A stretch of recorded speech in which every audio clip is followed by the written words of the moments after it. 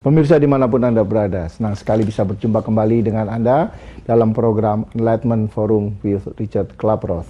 Tema yang dipilih pada saat ini adalah teori konspirasi.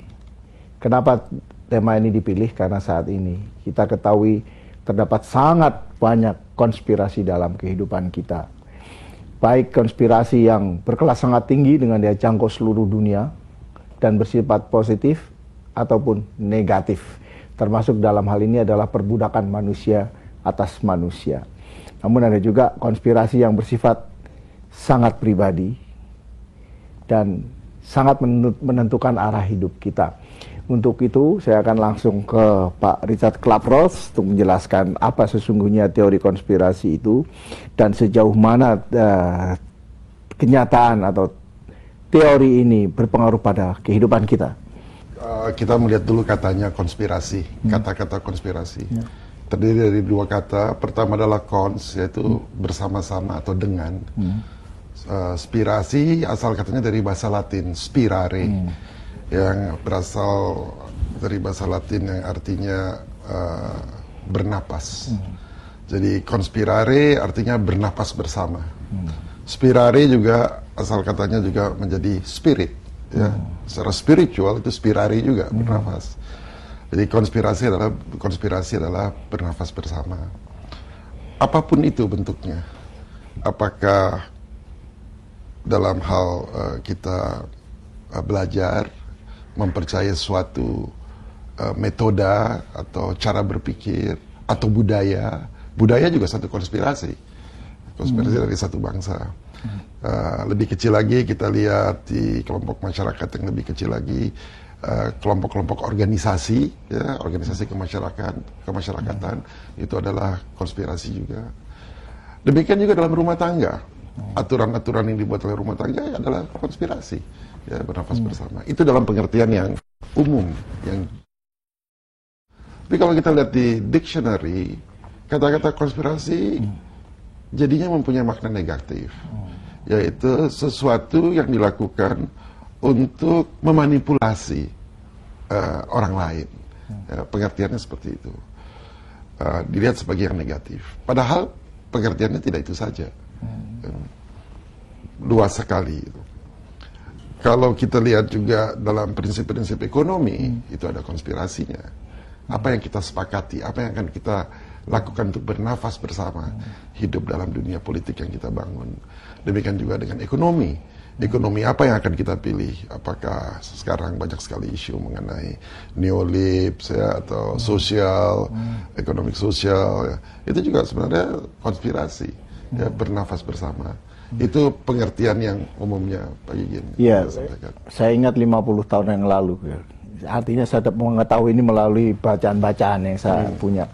Itu Presiden Republik Indonesia, Bung Karno, itu pernah mengungkapkan mengenai bahaya konspirasi negara-negara maju untuk mengeksploitir negara-negara sedang berkembang atau negara-negara yang baru merdeka dari penjajahan mereka gitu. Dan Presiden Soekarno waktu itu mengatakan bahwa konspirasi ini itu bisa dia sebut sebagai neokolonialisme. Dan tujuannya adalah jelas, eksploitasi de l'homme par l'homme. Perbudakan manusia atas manusia. Karena itu kemudian Bung Karno berpidato dan diberi judul Ayam Jantan yang Berkokok dari Timur untuk melawan konspirasi Barat ini. Dan ini saya kira satu hal yang menarik karena kenyataannya sekarang ini kelihatannya pidato yang diungkapkan 50 tahun yang lalu oleh Bung Karno itu sekarang masih relevan gitu dalam kehidupan kita sebagai bangsa, baik sebagai bangsa Indonesia ataupun sebagai warga bangsa negara-negara sedang berkembang. Ini bagaimana nih Pak Richard? Ya, istilah neokolonialisme, berarti ada neo, ada yang old kan, yang bukan neo. Kita yang ke old dulu, kolonialisme yang lama dulu. Kolonialisme yang lama, pernah dalam forum ini kita diskusikan juga mengenai konspirasi satu kelompok masyarakat atau bangsa yang mempunyai pikiran yang sama untuk mengkolonisasi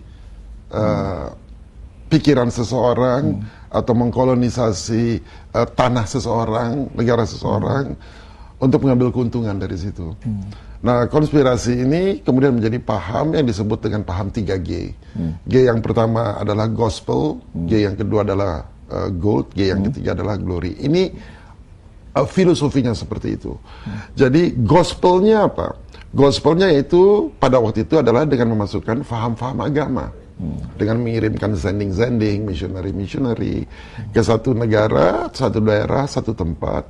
Kemudian dilakukan proses gospel tersebut, yaitu brainwash sebenarnya. Ya, merubah kultur seseorang, belief system seseorang. Kalau kita lihat banyak sekali mereka masuk ke daerah-daerah seperti di Meksiko, bahkan di Indonesia, yang sudah mempunyai belief system tertentu. Kemudian itu belief system itu dipengaruhi secara perlahan-lahan, sehingga akhirnya masyarakat itu bisa dikuasai melalui belief system yang baru. Apa yang dilakukan setelah itu, yaitu diambil goldnya. Goldnya biasanya diambil dengan mengirimkan serdadu-serdadunya untuk mengambil hartanya. Itu yang dilakukan juga di Indonesia melalui VOC dengan Kedok sebagai perusahaan dagang sebenarnya. Nah, di situ terjadi kolonialisasi. Ya, yang diambil adalah gold kita yang diambil untuk apa? Untuk glorinya bangsa tersebut. Dan itu bukannya dilakukan di Indonesia saja, tapi dilakukan oleh banyak negara-negara yang memahami mengenai atau mempunyai pikiran yang sama, sehingga mereka berkonspirasi, bernafas bersama dengan 3G itu. Kita lihat, kita ambil contohnya misalnya Inggris, ya, dia mengkoloni New Zealand, Australia, India, ya, dengan negara-negara Commonwealth, Bahama, negara Bahama juga mungkin ya termasuk. Kita lihat Prancis juga demikian, Polinesia misalnya, lalu negara-negara di Afrika, Amerika demikian juga, ya, Jerman, itu semua konspirasi, ya. Bahkan kalau kita lihat sampai Perang Dunia juga kedua, kita lihat bahwa itu adalah diciptakan konspirasi, karena pasti di dalam konspirasi itu ada yang diuntungkan. Nah, akibatnya dengan metode seperti kolonialisme yang itu, banyak sekali yang mati. Sehingga banyak sekali negara yang berontak, ya. Dan akhirnya seorang menteri luar negeri dari Amerika namanya John Foster Dulles, dia membuat buku namanya War and Peace. Dia mengatakan bahwa dengan paham 3G kita yang menguntungkan kita, banyak sekali korban yang mati, demikian banyak yang korban. Oleh karena itu modus operandinya harus kita rubah. Tetap pakai 3G, gospel, tetap ambil goldnya, tetap ambil glory-nya, glory buat kita. Tapi caranya bukan lagi dengan cara yang kasar seperti itu. Oleh karena itu apa? Gospelnya harus kita rubah. Gospelnya bukan melalui agama lagi. Gospelnya adalah melalui jargon-jargon seperti demokrasi, hak asasi manusia, globalisasi, pendidikan, ya, terutama dalam pendidikan. Oleh karena itu, kalau melihat kembali ke sejarah, sejak tahun 45 banyak sekali scholarship yang diberikan. Ada Colombo Plan, ada Rockefeller Foundation, ada Ford Foundation, Fulbright, ada Fulbright scholarship, ya, diberikan kepada negara-negara yang kemudian apa? Dimerdekakan negara-negara itu. Ya, dimerdekakan negara-negara itu sehingga mereka terjadi euforia karena ini adalah hak asasi manusia. Itu adalah termasuk gospel, ya, hak asasi manusia.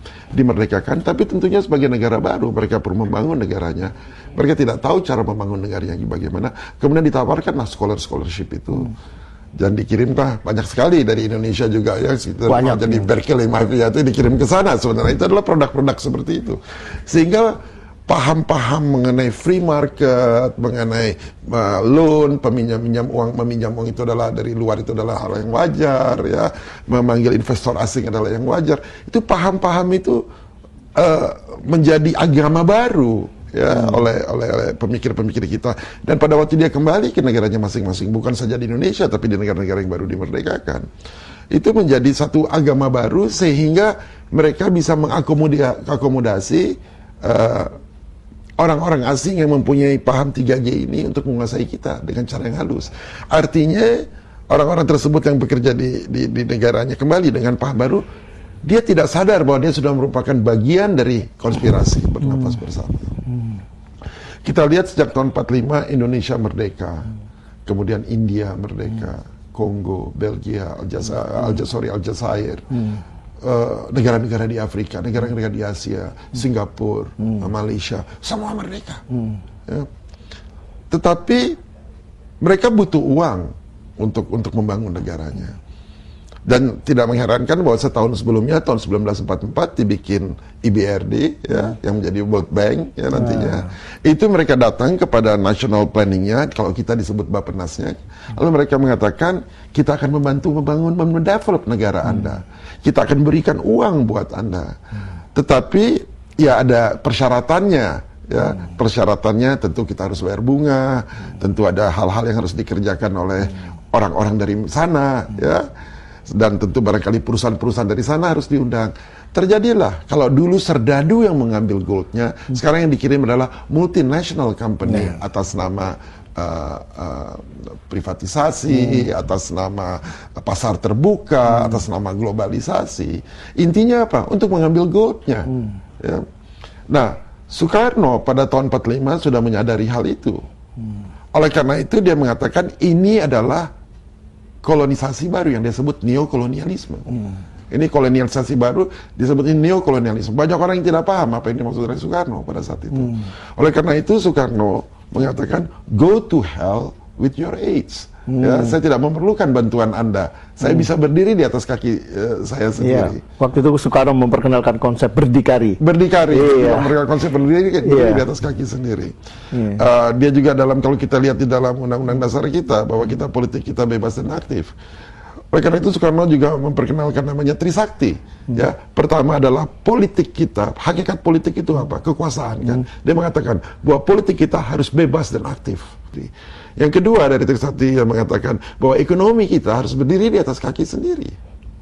Dan yang ketiga untuk merangkum itu semua harus memakai nilai-nilai budaya kita. Jadi dia sudah mengerti sekali budaya itu pentingnya bukan main. Menarik sekali Pak Richard apa yang Anda ungkapkan. Nanti akan kita lanjutkan pada sesi kedua. Pemirsa, Anda jangan kemana-mana karena setelah pesan-pesan berikut kami akan segera kembali.